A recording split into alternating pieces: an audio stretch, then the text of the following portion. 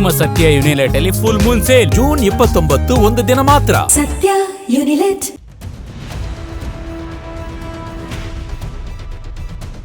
ಒಬ್ಬ ರೈತನ ಮಗ ದೇಶದ ಅತ್ಯಂತ ಕಠಿಣ ಪರೀಕ್ಷೆಯಾದ ಯುಪಿಎಸ್ಸಿ ಪರೀಕ್ಷೆಯನ್ನ ಪಾಸ್ ಮಾಡ್ತಾನೆ.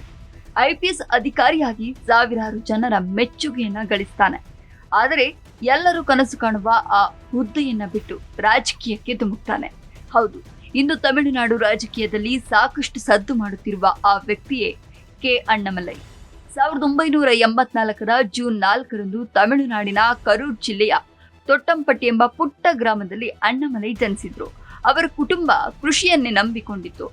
ಬಾಲ್ಯದಿಂದಲೇ ಕಷ್ಟಪಟ್ಟು ದುಡಿಯುವ ಗುಣ, ಶಿಸ್ತು ಅವರ ಜೀವನದ ಭಾಗವಾಗಿತ್ತು. ಗ್ರಾಮೀಣ ವಾತಾವರಣದಲ್ಲಿ ಬೆಳೆದ ಅಣ್ಣಾಮಲೈ ಓದಿನಲ್ಲಿಯೂ ಚುರುಕಾಗಿದ್ರು. ಸಾಮಾನ್ಯ ರೈತ ಕುಟುಂಬದಿಂದ ಬಂದಿದ್ರೂ ಕೂಡ ದೊಡ್ಡ ಕನಸು ಕಾಣುವುದನ್ನ ಅವರು ಎಂದಿಗೂ ನಿಲ್ಲಿಸಲಿಲ್ಲ. ಶಾಲಾ ಶಿಕ್ಷಣ ಮುಗಿದ ಬಳಿಕ ಕೊಯಮತ್ತೂರಿನ ಪಿಎಸ್ಸಿ ಕಾಲೇಜ್ ಆಫ್ ಟೆಕ್ನಾಲಜಿಯಲ್ಲಿ ಮೆಕ್ಯಾನಿಕಲ್ ಇಂಜಿನಿಯರಿಂಗ್ ಅನ್ನ ಓದಿದ್ರು.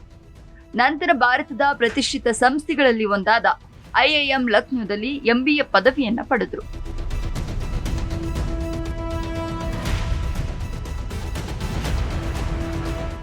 ಎಂಬಿಎ ನಂತರ ದೊಡ್ಡ ಸಂಬಳದ ಉದ್ಯೋಗ ಸಿಗುವ ಅವಕಾಶಗಳಿದ್ರು. ಅಣ್ಣಾಮಲೈಯವರ ಗುರಿಯೇ ಬೇರೆ ಇತ್ತು. ಅವರು ದೇಶ ಸೇವೆ ಮಾಡಬೇಕು ಎಂದು ನಿರ್ಧರಿಸಿದ್ರು. ಇದೇ ಕಾರಣಕ್ಕೆ ಯುಪಿಎಸ್ಸಿ ಪರೀಕ್ಷೆಗೆ ಸಿದ್ಧತೆಯನ್ನ ಆರಂಭಿಸಿದ್ರು.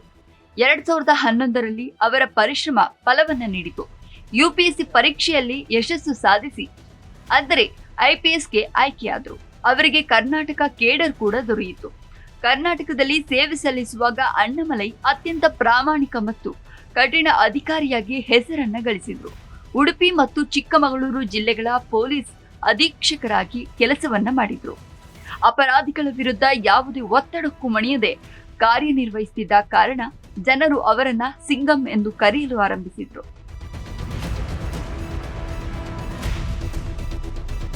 ರಾತ್ರಿ ಹಗಲು ಎನ್ನದೇ ಜನರ ಸಮಸ್ಯೆಗಳಿಗೆ ಸ್ಪಂದಿಸುತ್ತಿದ್ದ ಅವರು ಸಾಮಾನ್ಯ ಜನರ ಮಧ್ಯೆ ದೊಡ್ಡ ಗೌರವವನ್ನ ಗಳಿಸಿದ್ರು. ಸಾಮಾಜಿಕ ಜಾಲತಾಣಗಳಲ್ಲಿಯೂ ಅವರ ಕೆಲಸದ ಬಗ್ಗೆ ಸಾಕಷ್ಟು ಮೆಚ್ಚುಗೆ ವ್ಯಕ್ತವಾಗ್ತಿತ್ತು. ಆದರೆ 2019ರಲ್ಲಿ ಎಲ್ಲರಿಗೂ ಅಚ್ಚರಿ ಮೂಡಿಸುವ ನಿರ್ಧಾರವೊಂದನ್ನ ಕೈಗೊಂಡ್ರು. ಹೌದು, ದೇಶದ ಲಕ್ಷಾಂತರ ಯುವಕರು ಕನಸು ಕಾಣುವ ಐಪಿಎಸ್ ಹುದ್ದೆಗೆ ರಾಜೀನಾಮೆಯನ್ನ ನೀಡಿದ್ರು. ಯಾಕಂದ್ರೆ ಅವರು ಕೇವಲ ಅಧಿಕಾರಿಯಾಗಿ ಅಲ್ಲ, ಸಮಾಜದಲ್ಲಿ ದೊಡ್ಡ ಮಟ್ಟದ ಬದಲಾವಣೆಯನ್ನ ತರಬೇಕೆಂದು ಬಯಸಿದ್ರು. ರಾಜೀನಾಮೆ ನೀಡಿದ ನಂತರ ಅವರು ತಕ್ಷಣ ರಾಜಕೀಯಕ್ಕೆ ಹೋಗಲಿಲ್ಲ.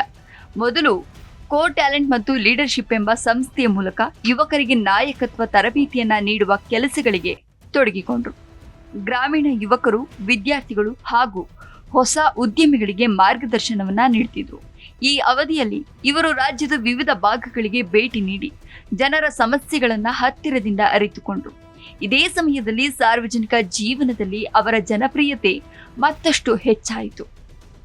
2020ರಲ್ಲಿ ಅಣ್ಣಾಮಲೈ ಭಾರತೀಯ ಜನತಾ ಪಕ್ಷಕ್ಕೆ ಸೇರ್ಪಡೆಯಾದರು. ಬಿಜೆಪಿಯನ್ನ ಆಯ್ಕೆ ಮಾಡಿಕೊಳ್ಳಲು ಕಾರಣ ಪ್ರಧಾನಿ ನರೇಂದ್ರ ಮೋದಿಯವರ ನಾಯಕತ್ವ ಪ್ರಭಾವ ಬೀರಿತು. ಭ್ರಷ್ಟಾಚಾರ ವಿರೋಧಿ ನಿಲುವು ಇಷ್ಟವಾಯಿತು. ರಾಷ್ಟ್ರಭಕ್ತಿ ಮತ್ತು ಅಭಿವೃದ್ಧಿ ಆಧಾರಿತ ರಾಜಕೀಯ ತತ್ವಗಳು ತಮ್ಮ ಚಿಂತನೆಗೆ ಹತ್ತಿರವಾದವು. ಭಾರತವನ್ನ ಜಾಗತಿಕ ಮಟ್ಟದಲ್ಲಿ ಬಲಿಷ್ಠ ರಾಷ್ಟ್ರವನ್ನಾಗಿಸುವ ದೃಷ್ಟಿಕೋನ ತಮ್ಮನ್ನ ಆಕರ್ಷಿಸಿತು. ಬಿಜೆಪಿ ತಮ್ಮ ಚಿಂತನೆಗೆ ಹೆಚ್ಚು ಹೊಂದಿಕೆಯಾಗ್ತಿತ್ತು ಎಂದು ಭಾವಿಸಿದ್ರು. ರಾಜಕೀಯಕ್ಕೆ ಬಂದ ಕೆಲವೇ ತಿಂಗಳುಗಳಲ್ಲಿ ಅವರು ತಮಿಳುನಾಡು ಬಿಜೆಪಿಯ ಪ್ರಮುಖ ಮುಖವಾಗಿ ಹೊರಹೊಮ್ಮಿದ್ರು. ಅವರ ಭಾಷಣ ಶೈಲಿ, ನೇರ ಮಾತು ಮತ್ತು ಆಕ್ರಮಣಕಾರಿ ರಾಜಕೀಯ ನಿಲುವು ಜನರ ಗಮನವನ್ನ ಸೆಳೆಯಿತು. 2021ರ ತಮಿಳುನಾಡು ವಿಧಾನಸಭಾ ಚುನಾವಣೆಯಲ್ಲಿ ಸ್ಪರ್ಧಿಸಿದ ಅವರು ಸೋತರೂ ರಾಜ್ಯ ರಾಜಕೀಯದಲ್ಲಿ ಬಲಿಷ್ಠ ನಾಯಕನಾಗಿ ಗುರುತಿಸಿಕೊಂಡ್ರು. ಅದೇ ವರ್ಷ ಬಿಜೆಪಿ ಹೈಕಮಾಂಡ್ ಅವರನ್ನ ತಮಿಳುನಾಡು ಬಿಜೆಪಿ ರಾಜ್ಯಾಧ್ಯಕ್ಷರನ್ನಾಗಿ ನೇಮಿಸಿತು. ಪಕ್ಷ ಸೇರಿದ ಕೇವಲ 1 ವರ್ಷದೊಳಗೆ ರಾಜ್ಯಾಧ್ಯಕ್ಷರಾಗಿರುವುದು ಅವರ ರಾಜಕೀಯ ಬೆಳವಣಿಗೆಯ ವೇಗವನ್ನ ತೋರಿಸುತ್ತೆ. ರಾಜ್ಯಾಧ್ಯಕ್ಷರಾದ ಬಳಿಕ ಅಣ್ಣಾಮಲೈ ತಮಿಳುನಾಡಿನಾದ್ಯಂತ ಪ್ರವಾಸವನ್ನ ಕೈಗೊಂಡ್ರು. ಗ್ರಾಮದಿಂದ ಗ್ರಾಮಕ್ಕೆ ಭೇಟಿ ನೀಡಿ ಜನರ ಸಮಸ್ಯೆಗಳನ್ನ ಆಲಿಸಿದ್ರು. ಅವರ ಎನ್ಮಕ್ಕಲ್ ಪಾದಯಾತ್ರೆ ತಮಿಳುನಾಡಿನಲ್ಲಿ ಸಾಕಷ್ಟು ಚರ್ಚೆಗೆ ಕಾರಣವಾಯಿತು. ಈ ಯಾತ್ರೆಯ ಮೂಲಕ ಲಕ್ಷಾಂತರ ಜನರನ್ನ ನೇರವಾಗಿ ಭೇಟಿಯಾಗಿ ತಮ್ಮ ರಾಜಕೀಯ ಸಂದೇಶವನ್ನ ತಲುಪಿಸಿದ್ರು. ಯುವಕರಲ್ಲಿ ಅಣ್ಣಾಮಲೈಗೆ ದೊಡ್ಡ ಅಭಿಮಾನಿ ಬಳಗವೂ ಕೂಡ ನಿರ್ಮಾಣವಾಯಿತು. 2024ರ ಲೋಕಸಭಾ ಚುನಾವಣೆಯಲ್ಲಿ ಅವರು ಕೊಯಮತ್ತೂರು ಕ್ಷೇತ್ರದಿಂದ ಸ್ಪರ್ಧಿಸಿದ್ರು. ಗೆಲುವು ಸಾಧಿಸದಿದ್ರು ತಮಿಳುನಾಡಿನಲ್ಲಿ ಬಿಜೆಪಿ ಪರ ಪ್ರಮುಖ ಧ್ವನಿಯಾಗಿ ಮುಂದುವರಿದ್ರು. ಅವರ ಭಾಷಣಗಳು, ರಾಜಕೀಯ ಚರ್ಚೆಗಳು ಮತ್ತು ಸರ್ಕಾರದ ವಿರುದ್ಧ ಟೀಕೆಗಳು ಸಾಮಾಜಿಕ ಜಾಲತಾಣಗಳಲ್ಲಿ ಸಾಕಷ್ಟು ವೈರಲ್ ಆಗ್ತವೆ. 2026 ಜೂನ್ 5 ಬಿಜೆಪಿಗೆ ರಾಜೀನಾಮೆಯನ್ನ ನೀಡಿದ್ರು. ಅವರ ರಾಜೀನಾಮೆಯನ್ನ ಬಿಜೆಪಿ ರಾಷ್ಟ್ರೀಯ ಅಧ್ಯಕ್ಷ ನಿತಿನ್ ನಬೀನ್ ಅಂಗೀಕರಿಸಿದ್ರು. ಅದಕ್ಕೆ ಮುಖ್ಯ ಕಾರಣ ತಮಿಳುನಾಡಿನ ರಾಜಕೀಯದ ಬಗ್ಗೆ ಅವರ ದೃಷ್ಟಿಕೋನ ಮತ್ತು ಪಕ್ಷದ ಕೆಲವು ನಿರ್ಧಾರಗಳ ನಡುವೆ ಉಂಟಾದ ಭಿನ್ನಾಭಿಪ್ರಾಯ. ವಿಶೇಷವಾಗಿ ಎಐಎಡಿಎಂಕೆ ಜೊತೆ ಬಿಜೆಪಿ ಮತ್ತೆ ಮೈತ್ರಿ ಮಾಡಿಕೊಂಡಿರೋದಕ್ಕೆ ಅವರು ಒಪ್ಪಿಗೆ ಸೂಚಿಸಿರಲಿಲ್ಲ ಎನ್ನಲಾಗಿದೆ. ರಾಜೀನಾಮೆಯ ನಂತರ ಮಾತನಾಡಿದ ಅಣ್ಣಾಮಲೈ, ನನ್ನ ಚಿಂತನೆ ಮತ್ತು ಪಕ್ಷದ ಚಿಂತನೆ ತಮಿಳುನಾಡಿನ ವಿಚಾರದಲ್ಲಿ ಒಂದೇ ಆಗಿರಲಿಲ್ಲ ಎಂದು ಹೇಳಿದ್ದಾರೆ. ಅಲ್ಲದೆ ತಮಿಳುನಾಡಿಗೆ ಹೊಸ ರಾಜಕೀಯ ಪರ್ಯಾಯ ಮತ್ತು ಹೊಸ ನಾಯಕತ್ವದ ಮಾದರಿಯನ್ನ ಕಟ್ಟುವ ಉದ್ದೇಶದಿಂದ ಬಿಜೆಪಿಯನ್ನ ತೊರೆದು ವಿ ದ ಲೀಡರ್ಸ್ ಎಂಬ ಹೊಸ ಚಳುವಳಿಯನ್ನ ಆರಂಭಿಸಿದ್ರು.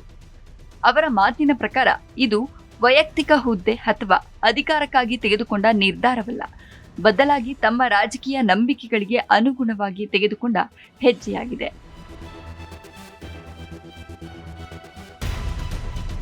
ಇಂದು ಅಣ್ಣಾಮಲೈ ಅವರನ್ನ ಹಲವರು ಭವಿಷ್ಯದ ತಮಿಳುನಾಡು ರಾಜಕೀಯದ ಪ್ರಮುಖ ನಾಯಕರಲ್ಲಿ ಒಬ್ಬರು ಎಂದು ಪರಿಗಣಿಸುತ್ತಾರೆ.